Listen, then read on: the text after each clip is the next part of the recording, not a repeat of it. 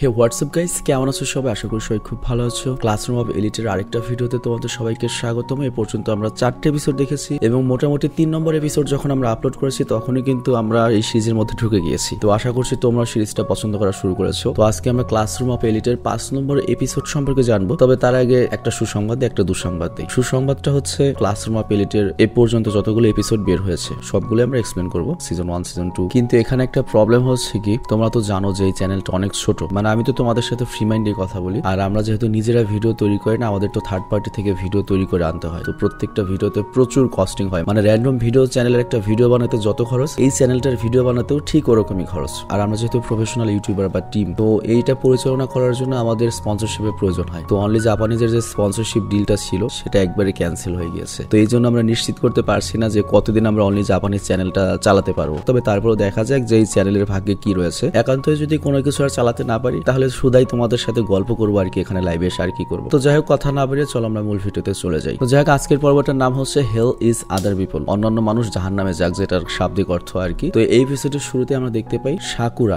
ওই মেয়েটি, যে মেয়েটি আর কি দেখেছে সুডো নাকি কি নাম, ওর মারামারির দৃশ্যটা। তো কুসিদাকে দেখেই পালিয়ে যাচ্ছে। এটা আমরা গত পর্বে লাস্টেও দেখেছিলাম। আর তারপর আয়নাকো যে কিছু বলে, মানে এমন এমন কথা বলে, এটা আমি আসলে বুঝতে পারিনি। তো আমার কাছে মনে হয় না এতটুকু বলার প্রয়োজন রয়েছে, উল্টো তোমাদের মাথার উপর দিয়ে যাবে, যেহেতু আমারও নিজেরও মাথার উপর দিয়ে গিয়েছে। তো আয়নাকো যে এখানে সবাইকে বলে যে অ্যাথোপোলজিস্ট অ্যাডভার্ট হল পার্সোনাল জায়গাকে 4 ভাগে ভাগ করা হয়েছে, যার মধ্যে একটা হচ্ছে ইন্টিমেট জোন, আর যেটা সবথেকে কাছের জোন। ইন্টিমেট জোন মানে কি ভাই? তো যাই হোক, আমি নিশ্চিত তুমিও বুঝি না, আমিও বুঝি নাই। তবে তারপরে উদাহরণের মাধ্যমে আমরা এটা বোঝার চেষ্টা করি। ধরো তুমি খুব ইন্ট্রোভার্ট, তো তোমার সাথে যদি কেউ সরাসরি গিয়ে ফ্রি হতে চায়, সরাসরি কথা বলতে চায় বা তোমাকে কিছু জিজ্ঞাসা করতে চায়, তাহলে সেক্ষেত্রে তুমি নার্ভাস হয়ে যাবে। তো সাকুরার সাথে ওরকম কিছুই হয়েছে। তবে এর সাথে পার্সোনাল জায়গাকে 4 ভাগ করা ইন্টিমেট জোনের সম্পর্কে কি, এটা আমি বুঝতে পারিনি। তো যাই হোক, এটা এরপরে আমরা আরেকটু ক্লিয়ার হয়ে যখন আয়নাকো আবার বলে যে কুশিতা যখন ইন্টিমেট জোনে যায় তখন ওর সামনে যে কোনো মানুষ থাকে, সে যত নার্ভাসই হোক, যত ইন্ট্রোভার্টই হোক, কুশিতার সাথে কথা বলতে কোনো সমস্যা হয় না। মানে কুশিতা খুবই আন্তরিক একটা পার্সন। কিন্তু এবারে এরকম একটা ঘটনা ঘটলো যে কেউ কুশিতাকে দেখেও নার্ভাস হয়ে দূরে পালাচ্ছে, মানে সাকুরার কথা বলছে। তো যাই হোক, এরপর দৃশ্যের পরিবর্তন হয়, আমরা দেখতে পাই আয়নাকো,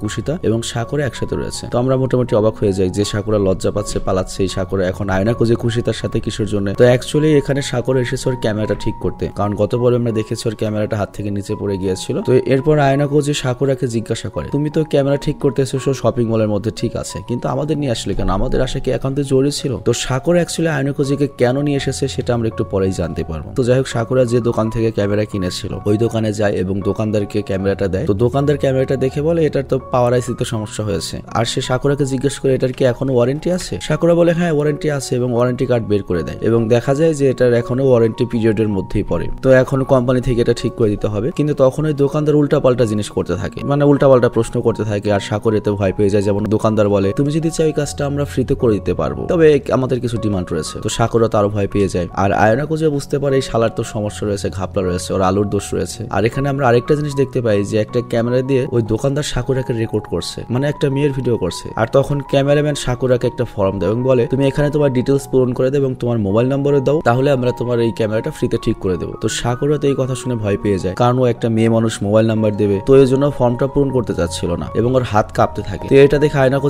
বলতে থাকে কলমটা আমাকে দাও, আমি ফর্মটা পূরণ করে দিচ্ছি। তো এরপর আয়নাকো ওই ফর্মটা পূরণ করে দেয় এবং বলে এই হলো আমার ফোন নাম্বার, আর ক্যামেরা ঠিক হয়ে গেলে আমাকে কল দিও। কিন্তু তখন ওই দোকানদার বলে ভাই এটা তো হতে পারে না, যার ক্যামেরা তার ফোন নাম্বারে দিতে হবে, তা না হলে ওয়ারেন্টি কিভাবে পাবে? আর তখন আয়নাকো বলে তুমি আগে বলো এটা কি ওয়ারেন্টি পিরিয়ডের মধ্যে রয়েছে, এটার কি ওয়ারেন্টি এখনো আছে? তো দোকানদার বলে হ্যাঁ। আর তখন আয়নাকো দোকানদারকে ধমক দেয়, মানে দোকানদার উদ্দেশ্য তো বুঝতে পেরেছে, এবং ধমক দিয়ে বলে ক্যামেরা ঠিকঠাক ঠিক করে কল দিতে। আর তারপর ওরা ক্যামেরা দিয়ে সেখান থেকে চলে আসে। তো এরপর দৃশ্যের পরিবর্তন হয়, সন্ধ্যা হয়ে যায়। আমরা দেখি ওরা 3 জন একসাথে বসে কফি খাচ্ছে। আর তখন কুশিতা সাকুরাকে বলে তুমি আমাদের সাথে নর্মালি কথা বলতে পারো, কোনো সমস্যা নেই, আর আমার একটু ওয়াশরুমে যেতে হবে, কথা বলে ওয়াশরুমে চলে যায়। আর তারপর এখানে আয়নাকো এবং সাকুরা একা ছিল। তো এখানে আয়নাকো মনে মনে ভাবে এই মেয়েটার সাথে আমি একা রয়েছি, ব্যাপারটা অনেক অদ্ভুত। তো আয়নাকো সাকুরাকে বলে তোমার কোনো সমস্যা হচ্ছে না তো? তো সাকুরা তখন আয়নাকোকে বলে তোমার কি মনে হয় কি করা ঠিক হবে আমার? তো আয়নাকো তখন বলে তুমি কি সুডোর ব্যাপারে কথা বলছো? যদি এটাই হয়ে থাকে তাহলে তোমার মর্জি, তুমি যা ইচ্ছে তাই করতে পারো। তো একটু চিন্তা করার পরে সাকুরা বলে আমার অনেক আফসোস বোধ হবে যদি আমি সুডোর ব্যাপারে এখনই কিছু না বলি এবং ওর কোনো ক্ষতি হয়ে যায়। তো আয়নাকো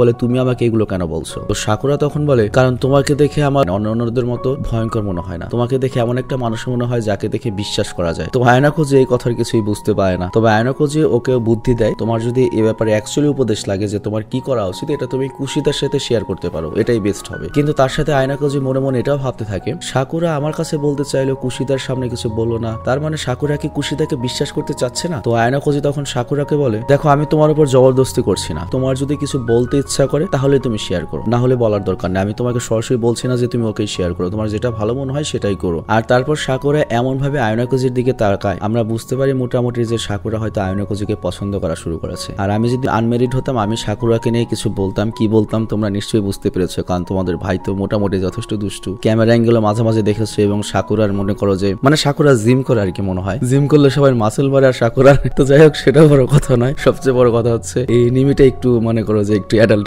পুংটা। এই জন্য আমি থাম্বনেলে লিখে দিয়েছি যে 15 বছরের নিচে কেউ এই এনিমিটা দেখো না। তবে আমি জানি 15 না 7-8 বছরের পোলাপানো দেখো, এবং তোমরা আমার চেয়ে আরো বেশি পাক না। তো যাই হোক তখনই সেখানে কুশিদা চলে আসে, এবং এরপর তিনজন বাড়ির দিকে রওনা হয়। আর পরবর্তী দৃশ্যে আমরা কুশিদাকে আয়নাকোজির রুমে দেখতে পাই। তো আয়নাকোজি তখন বলে, তুমি এখানে কি বলার জন্য এসেছো? তো কুশিদা তখন ওকে কিছু ফোনে ছবি দেখায় এবং বলে, তুমি এই মেয়েটার দিকে দেখো, একে কি চেনা চেনা মনে হচ্ছে? তো আয়নাকোজি এই মেয়েটার অনেকগুলো পিকচার দেখে এবং বলে, এটা তো সাকুরা, আর এটা যদি সাকুরা হয় তাহলে এখানে তোকে ভালো মতো বোঝাই যাচ্ছে না, পুরো অন্যরকম ড্রেস আপ, পুরো অন্যরকম গেট আপ। তবে তারপর আমি কনফার্ম হতে পারছি না, আরো কয়েকটা ছবি দেখি। তো এরপর যখন আয়নাকোজি আরো কয়েকটা ছবি দেখে, তারপরও দেখতে পাই একটা ঘরের ছবি, মানে ওই মেয়েটা একটা ঘরের মধ্যে ছবি তুলেছে, এবং ও কনফার্ম হয়ে যায় এটা সাকুরার ঘর এবং এটা সাকুরাই। তো আয়নাকোজি তখন কুশিদাকে বলে, তার মানে ও যে সোজা শান্ত ভাবে থাকে বা ইন্ট্রোভার্টেড হিসেবে থাকে, এটা মূলত ফেক, এবং ও ফেক আই গ্লাসেস পরে, কারণ নর্মালি এখানে ও কোনো গ্লাস পরে নেই। আর তখন কুশিদা বলে, হতে পারে ও আমাদের কাছ থেকে কিছু লুকাতে চাচ্ছে বা আলাদা ভাবেই থাকছে। আর তখনই কুশিদার ফোনে সাকুরার মেসেজ আসে, যেখানে লেখা ছিল, আমি সুডোকে সাহায্য করার জন্য প্রস্তুত। আর তখন কুশিদা বলে, আমার শুনে ভালো লাগলো যে ও সুডোকে হেল্প করার জন্য প্রস্তুত হয়েছে। আর তারপর বলে ওঠে, ওর মুড হঠাৎ করে চেঞ্জ হলো কিভাবে? তবে যাই হোক ভালো হয়েছে। আর তারপর কুশিদা আয়নাকোজিকে বলে, তুমি কি আমার কাছ থেকে কিছু লুকাচ্ছ? তোমাদের মধ্যে কি কোনো কথা হয়েছিল? কিন্তু আয়নাকোজি এর কোনো উত্তর দেয় না। তবে আয়নাকোজির সম্পর্কে আমি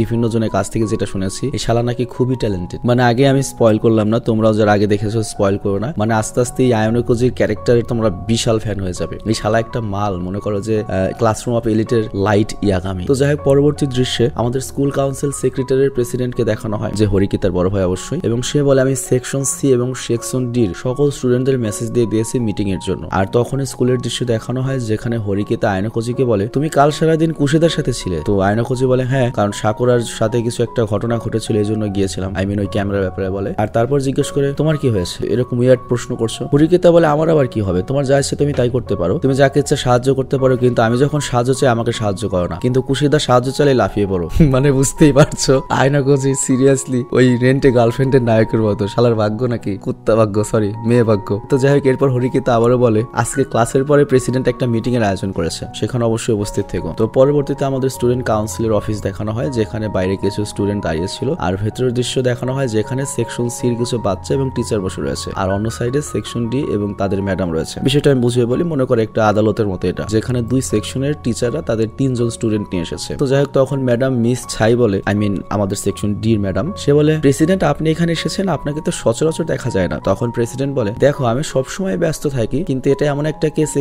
আমাকে সময় বের করে আসতেই হয়েছে। তো এখানে আমরা দেখতে পাই হরিকিতা প্রচুর নার্ভাস তার ভাইকে দেখে। আর ওই মুহূর্তে প্রেসিডেন্টের পাশে থাকা সেক্রেটারি বলে ওঠে, সেকশন সি বলতে চাচ্ছে ওদের 3 জনকে সুডো বাস্কেটবল ক্লাবের বাইরে নিয়ে ওদের উপর হামলা করেছে। আর অন্যদিকে সুডো এই কথা অস্বীকার করছে। সুডো বলছে যে ওরা 3 জনে আগে ওকে হামলা করেছে। এবং এখানে আমরা একটা জিনিস স্পষ্ট দেখতে পাই যে সুডো কিন্তু মারাত্মক জেদি এবং মারাত্মক রাগান্বিত একটা ছেলে, মানে ব্লুলকের 12 একবারে। এবং ও এমন ভাবে চিল্লাপাল্লা করছিল, ওটা দেখে আয়নাকোজি শকড হয়ে যায় এবং ভাবতে থাকে, এই শালার পর শালা যেরকম করছে এখানে সবাই ওকেই খারাপ বলবে, হুদায় ওর পক্ষে নিয়ে আসলাম। আর এর সাথে তখন আয়নাকোজি হরিকিতার দিকে তাকাতে থাকে, কারণ ওই তো লিডার, ওর কিছু এখন বলা উচিত। আর ওদিকে সেক্রেটারি সুডোকে থামিয়ে দেয়, মানে যা বোঝার বোঝা হয়ে গিয়েছে। এবং সেক্রেটারি বলে, এইসব কথাবার্তা বিবেচনায় রেখে আমরা একটা সিদ্ধান্ত জানাতে চলেছি। আর তখন প্রেসিডেন্ট বলে, এখানে আলোচনার কোনো দরকার নেই, আমি অলরেডি বুঝে গিয়েছি। তো সেক্রেটারি যখন ঘোষণা দিতেই যাবে, তখন আয়নাকোজি করে কি হরিকিতাকে সুরসুরি দেয়, মানে খাঁটি বাংলায় যেটাকে কুতকুতি বলে আর কি, কুতুকুতু বলে আর কি। তো হরিকিতা তখন মনে করো যে কিভাবে উঠে দাঁড়ায়। তো এই কুতুকুতানি খেয়ে হরিকিতা যখন দাঁড়ায়, ওর ভেতর থেকে সকল ভয় চলে যায়। আর তখন আয়নাকোজি হরিকিতাকে বলে, তুমি যদি এখনই কিছু না বলো তাহলে কিন্তু আমরা এই কেস হেরে যাব। তো হরিকিতা তখন সকল ভয় কাটিয়ে নেয় এবং সেকশন সি কে জেরা করতে থাকে। তো ওর প্রথম কোশ্চেন ছিল, সুডো তোমাদের ডেকেছিল কেন? তোমরা কি ওর বন্ধু বা তোমাদের কি পূর্ব পরিচিত রয়েছে? মানে বুঝতেই পারছো এখানে পয়েন্ট টু পয়েন্ট উকালতি হচ্ছে আর কি। তো তখন ওই সেকশন সির ছেলেটা বলে, সুডো আমাদের কিছু কাজের জন্য ডেকেছিল। তো হরিকিতা তখন বলে, তাহলে তুমি একা একা যেতে এই দুজনের সাথে কেন গিয়েছিলে? তখন এই ছেলেটি বলে, এই স্কুলের সবাই জানে যে সুডো কতটা ভয়ঙ্কর। তো এর উত্তরে হরিকিতা তখন বলে, ও আচ্ছা, এজন্য তুমি মিডল স্কুলের একটা ফাইটারকে তোমার সাথে করে নিয়ে গিয়েছিলে। তোমাদের নিশ্চয়ই মনে আসছে গত পর্বে দেখেছিলে ওদের মধ্যে একজন রয়েছে যে খালি মারামারি করতে, আগের স্কুলে অনেক খারাপ রেকর্ড। আর তারপর হরিকিতা আরো বলে তোমরা 3 জন গিয়েছিলে, তোমাদের মধ্যে একটা ফাইটারও ছিল, তো এটা তো কোনোভাবেই হতে পারে না যে তোমরা 3 জন সুডোর হাতে মার খেয়েছো। তো এর উত্তরে ছেলেটা বলে এর কারণ হলো আমরা কোনোভাবেই লড়াই করতে চাইনি। কিন্তু হরিকিতা তখন বলে তোমরা যদি লড়াই নাই করতে চাও তাহলে এতগুলো দাগ তোমাদের মুখে এসেছে কিভাবে, লড়াই এড়ানো যেত না? তো হরিকিতার এসব প্রশ্ন শুনে মিস আই মিন ওদের যে ম্যাডাম, সে অনেক খুশি হয়ে যায়। আর তখন হরিকিতা বলে আমাদের কাছে এমন একজন সাক্ষী রয়েছে যে এই ফাইটটা নিজ চোখে দেখেছে। আর তখনই রুমের মধ্যে সাকুরা আসে। সাকুরা বা সাকুয়ার নাম, আমি এখনই গুগল করে নামটা কনফার্ম হয়ে নিচ্ছি, দাঁড়াও। হ্যাঁ, আমি নামটা ঠিকই বলেছি, ওর নাম হচ্ছে আইরিস সাকুরা, মানে জিম টিম করে আর কি। তো যাই হোক, তুমি যেটা ভেবেছো ওইটাই। তো সাকুরা এখানে খুব ভয় পেয়েছিল এবং ও ভয়ের সাথে সবাইকে নামটা বলে, মানে নিজের নামটা। তো এর সাথে সাথে সবাই খুব বুঝে যায় যে সাকুরা খুবই ভীত একটা মেয়ে। আর তখন সাকুরা বলে আমি দেখেছিলাম যে ক্লাস সেকশনের সির বাচ্চারাই আগেকে আক্রমণ করেছিল। তো এই কথায় ক্লাস সেকশনের সির টিচার বলে তোমার নাম সাকুরা তাই না? আর তখন ওই টিচার বলা শুরু করে এটা বলো সাকুরা, তুমি যদি সত্যি ফাইটটা দেখে থাকো তাহলে ওটা থামাওনি কেন? আর এর সাথে তুমি কি শিওর? তবে তোমার অবস্থা দেখে মনে হচ্ছে তোমাকে কেউ জোর করে এসব বলাচ্ছে, তুমি জোর করে মিথ্যা সাক্ষী দিতে এসেছো। তো হরিকিতা এই কথাটা কাউন্টার করে এবং বলে সাকুরা যে এখানে এসেছে এটাই সবচেয়ে বড় প্রমাণ। মানে বোঝাতে চেয়েছে ও যে ভীতু, যদি এটা সত্যি না হতো কখনো এখানে আসতো না। কিন্তু তখন সেকশন সির টিচার এটার কাউন্টার করে। তো এর ফলে যেটা হয়, হরিকিতা এবং সেকশন সির টিচারের মধ্যে কথা কাটাকাটি হতে থাকে। আর তখন ওদের কথা থামাতে সাকুরা একটা জিনিস বের করে, যেটা একটা মেমোরি কার্ড, অবশ্যই ওর ক্যামেরার মেমোরি কার্ড। তো সাকুরা বলে এটা থেকেই প্রমাণ হয়ে যাবে আমি সত্য বলছি না মিথ্যা বলছি। এরপর সাকুরা সকল ছবি দেখাতে থাকে যেটাই মেমোরি কার্ডের মধ্যে ছিল। তো প্রথমে সাকুরা সেই ছবিগুলো আসে, দেখতেই পাচ্ছ। এটা নিয়ে আর আমি আর কিছু বলার নাই ভাই, এটা যদি থাম্বনেলে দেই সিরিয়াসলি। তো যাই হোক, বুঝতেই পারছো মানে মেমোরি কার্ডের ছবি রয়েছে, হুট করে তো মেন ছবিতে যাওয়া যাবে না, প্রথমে আগের ছবিগুলো তো দেখতে হবে। তো সাকুরা বলতে থাকে আমি যখন এই ছবিগুলো তুলছিলাম সুইমিং পুলের সাইডে, তখন সুডোর ফাইট হয়েছিল এবং এখানে তারিখও লেখা রয়েছে। তো ওই সব ছবির মধ্যে থেকে একটা ছবি বেরিয়ে আসে যেখানে আমরা দেখতে পাই যে সেকশন সির বাচ্চারা মূলত সুডোকে 3 দিক থেকে ধরেছে। তো এই ছবি দেখার পরে সেকশন সির টিচার বলে এই ছবি দেখে কোনোভাবেই প্রমাণ হয় না যে সুডোকে আগে মেরেছে, ছবি দিয়ে এটা প্রমাণ করা যাবে না। তবে তারপরেও সেকশন সির টিচার বুঝতে পারে যে বেশি ঘাপলা করলে আমি ফেসে যাব বা আমার স্টুডেন্টে ফেসে যাবে। তো এর জন্য সে একটা ডিল করে, মনে করো সেকশন ডি টিচারের সাথে, আই মিন ম্যাডামের সাথে, যে সুডোকে 3 সপ্তাহের জন্য সাসপেন্ড আর আমার 3 জন স্টুডেন্টকে 1 সপ্তাহ করে সাসপেন্ড করে দেয়, মানে এক একজনের 1 সপ্তাহ করে, ওরও 3 সপ্তাহ। কিন্তু তখনই হরিকতা এই কথার ভেটো দেয় এবং বলে আমি জানি সুডো একটা হাম্বক, কিন্তু এইবার এই কেসে ওর কোনো দোষ নেই, ওকে ফাঁসানো হয়েছে। কিন্তু এই কথার পরে প্রেসিডেন্ট বলে আচ্ছা ঠিক আছে, আমি আমার সিদ্ধান্ত কালকে জানাবো এবং এর মধ্যে সুডোর ব্যাপারে যদি আরো শক্তিশালী এভিডেন্স বা প্রমাণ যদি না নিয়ে আসতে পারো তাহলে কিন্তু আমি সুডোকে একবারে স্কুল থেকে বের করে দেবো। এরপর সবাই বাইরে বের হয় এবং আয়নাকোজি আর প্রেসিডেন্ট আবারও মুখোমুখি হয়। তো তখন প্রেসিডেন্ট আয়নাকোজিকে বলে আমি জানি তোমরা আগে থেকে এসব পরিকল্পনা করে এসেছিলে। তখন আয়নাকোজি বলে কেন, আমাকে